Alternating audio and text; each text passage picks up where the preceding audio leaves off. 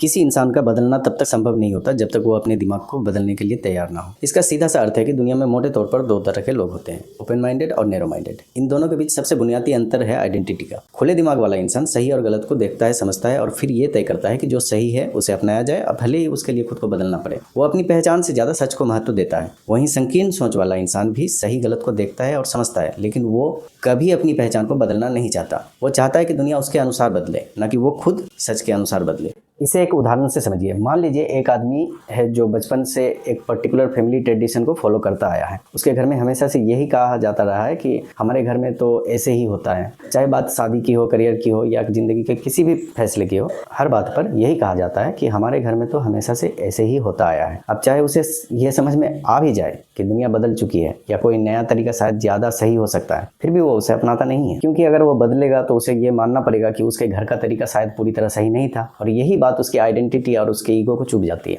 ये जरूरी नहीं है कि उस व्यक्ति के पास हर बात की पूरी सही जानकारी हो। इस दुनिया में किसी के पास भी पूरी जानकारी नहीं होती है, लेकिन समस्या वहां पैदा होती है जहां इंसान सीखना और खुद को बदलने के लिए तैयार ही नहीं होता। संकीर्ण सोच वाला व्यक्ति, जिसके दिमाग में कोई बात सालों से जमी हुई है, उसे बदलना तो लगभग असंभव हो जाता है। क्योंकि अगर उसे कभी ये एहसास भी हो जाए कि शायद वो गलत था, तो भी उसकी ईगो, उसका अहंकार आड़े आ जाता है। वो सोचने लगता है कि मैं इतने सालों से जो मानता आया हूँ, क्या वो गलत हो सकता है? यही सबसे बड़ी दिक्कत पैदा होती है। इसी का नतीजा है अंधविश्वास। हजारों सबूतों के बावजूद आज भी लाखों लोग तरह तरह के टोटकों पर भरोसा करते हैं। झाड़ फूक से लेकर ढोंगी बाबाओं तक हर समाज में ये किसी एक धर्म या एक वर्ग की समस्या नहीं है। खासकर गरीब लोग, जिनके पास थोड़े से भी पैसे होते हैं, बीमारी या समस्या के नाम पर उन्हें ऐसे बाबाओं को दे आते हैं, जबकि वही काम वो खुद समझदारी से किसी और तरीके से कर सकते थे। लेकिन नहीं, उन्हें टोटकों पर पैसे खर्च करना है। नतीजा कुछ भी नहीं बदलता। सालों से लोग समझा रहे हैं कि इससे कुछ नहीं होगा, फिर भी ये लोग और ज़्यादा फंसते चले जाते हैं, क्योंकि मान लेना ही इनके ईगो के खिलाफ हो जाता है। अब मान लीजिए कि एक बहस होती है एक नास्तिक और एक आस्तिक के बीच में, जैसे जावेद अख्तर और एक इस्लामिक स्कॉलर के बीच होने वाली है 20 दिसंबर को। तो इससे क्या हो जाएगा?